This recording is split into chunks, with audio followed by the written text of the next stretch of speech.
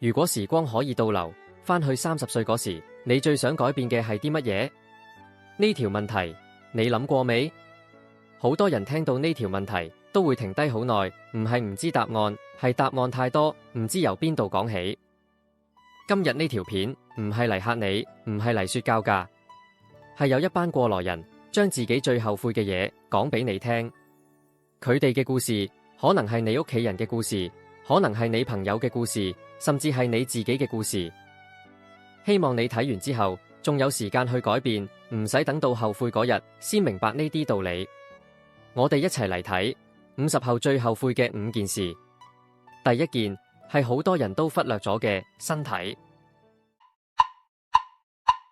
第一件後悔嘅事係忽略咗自己嘅身體。陳叔今年68歲，做咗30年地盤判頭，年輕嗰時身體好到不得了，抬嘢爬架，通宵開工，樣樣都得。朋友叫佢去做身體檢查，佢笑住話：我咁 fit，檢查咩？55歲嗰年，佢突然暈低響地盤，送去醫院先知血壓高到危險水平，仲有早期糖尿病，已經係咁耐。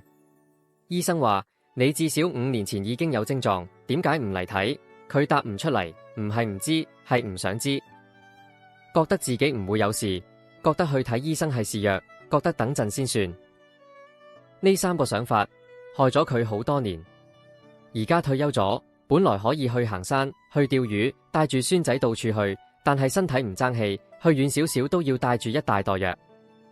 佢話後悔最深嘅唔係冇賺到更多錢，係冇早啲保住呢副身體。錢冇咗可以再揾，但身體壞咗真係補唔返。呢句說話唔係大道理，係佢用自己身體換返嚟嘅教訓。每一個字都係真嘅。各位，身體唔係鐵打嘅。你而家覺得冇事，唔代表真係冇事，只係問題仲未爆出嚟咋。趁而家仲後生，做好定期檢查，規律運動，夠眠夠食，唔係為咗長生不老，而係為咗將來有體力享受生活。而家先開始，唔算遲。每年做一次身體檢查，每日出去行30分鐘，瞓夠7個鐘，呢3樣係最基本嘅投資。保住呢副身體，先至係你送俾將來嘅自己同埋身邊嘅人最好嘅一份禮物。第二件後悔嘅事係太遲先發覺，枕邊人先係自己一生中最重要嘅人。李女士今年65歲，老公2年前走咗。老公在生嗰時，佢成日嫌佢唔夠好，嫌佢唔識浪漫，嫌佢賺錢唔夠多，嫌佢成日喺屋企咁悶。2個人成日嗌交，有時成個禮拜唔講嘢。佢以為係正常，以為每對夫妻都係咁，以為冇問題。直到老公病咗，李女士先開始陪佢去復診，煮佢中意食嘅嘢，握住佢隻手，先發現原來咁簡單。老公臨走之前話：你而家對我好好，我好開心。但係你知唔知我等咗你咁對我幾耐？李女士話嗰句說話，佢而家諗翻起仲係會喊，唔係唔愛，係以為有大把時間，以為佢會一直喺度，以為遲啲先好好對佢。但係人生冇遲啲呢樣嘢，得翻而家。好多夫妻都係咁，明明相愛，但係成日唔講出嚟，成日覺得對方知，其實對方係唔知。你身邊嗰個人唔係理所當然嘅。少一句嘈，多一句多謝；少一次埋怨，多一次牽手。唔使等到對方病咗走咗，先後悔當初冇好好珍惜。趁而家2個人都仲喺度，就係最好嘅時機。今晚返到屋企，唔使做乜特別嘅嘢，淨係話句今日辛苦晒，已經係好好嘅開始。枕邊人係你呢一世最親近嘅人，好好珍惜，唔好等失去咗先知道後悔。第3件後悔嘅事係一世都冇認真咁為自己做過一次。張先生年輕嗰時，最大嘅夢想係開一間小小嘅咖啡店，唔係冇能力，係唔敢，怕蝕錢，怕失敗，怕人笑，3個怕字攔住咗佢幾10年。朋友仲話佢：你咁大個人仲發夢？佢就信咗，收埋個夢，老老實實返咗30幾年工。退休嗰日，佢坐喺屋企，心入面唔係解脫，係一種從來未試過嘅空虛，好難受。佢話：我呢世人係為老細做，為老婆做，為仔女做。但係有冇為自己做過一樣嘢？冇，一樣都冇。嗰句說話唔係抱怨，係佢坐低嚟，第一次認真咁問自己，然後發現答案令佢好心痛。追夢並唔係年輕人嘅專利。50歲開始學畫畫，60歲開始寫回憶錄，70歲開始種花，都唔係笑話。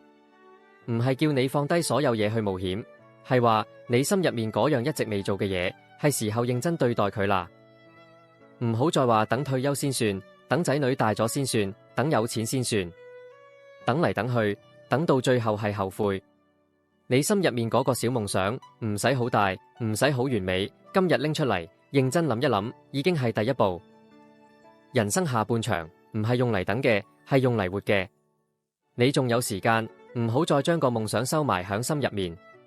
為自己活一次，唔係自私，係你終於明白，你嘅人生，你先係主角。第4件後悔嘅事，係用咗大半世去維護一樣最冇用嘅嘢，面子。好多人唔開心都唔辭職，因為怕人話冇用。明明係自己錯，都唔肯開口道歉，因為死要面子。明明想認錯，但係嗰句對唔住，就係講唔出口。黃先生同佢細佬為咗一件家事嗌交，兩個人冇講嘢足足15年。唔係唔想和好，係兩個都等對方先開口。15年，唔係冇想過打個電話，唔係冇掛住對方，係個面子放唔低，就係咁過咗15年。直到細佬病危，佢先衝去醫院。細佬拉住佢隻手，佢哋兩個都喊咗，但係已經係病床上嘅事。就係一句我錯咗，咁就浪費咗15年。佢話呢件係佢呢世人最後悔嘅一件事。面子係乜嘢？講到底，係你對自己嘅一種執念。你以為係保護自己，其實係傷害自己同身邊嘅人。放低面子，唔係認輸，係你終於夠成熟，知道邊啲嘢比人更重要，比面子更值錢。感情、健康、時間，呢啲先係真實嘅。面子呢樣嘢帶唔走，留唔低，從來乜嘢都唔係。你而家同邊個鬧緊交？同邊個唔講嘢？係咪係時候放低面子，打個電話，講句對唔住呢？唔好等對方病咗先去和好，唔好等失去咗先知後悔。而家打個電話係最快最直接嘅方法。放低面子嗰一刻，你會發現原來呢個世界係咁輕鬆嘅。第5件後悔嘅事，係年輕嗰時從來唔諗，退休之後錢從何來。香港好多人嘅理財觀念係揾到錢就使晒佢，升咗職換部靚車，花紅出咗去旅行，覺得自己仲後生，退休係件好遙遠嘅事，到時先算咯。但係到時嚟得好快。劉先生60歲退休，強積金得返20幾萬，積蓄唔夠30萬，望住個數目發晒呆。屋企仔女各有各忙，佢唔想開口問佢哋攞錢，但係每個月生活費都係一個壓力，好難受。佢話我唔係冇賺過錢，係冇好好咁留住佢。年輕嗰時以為退休好遠，但原來30年眨下眼就過。嗰句說話背後係幾十年嘅唔重視，係以為將來嘅事將來先算，但將來其實好快就變成而家。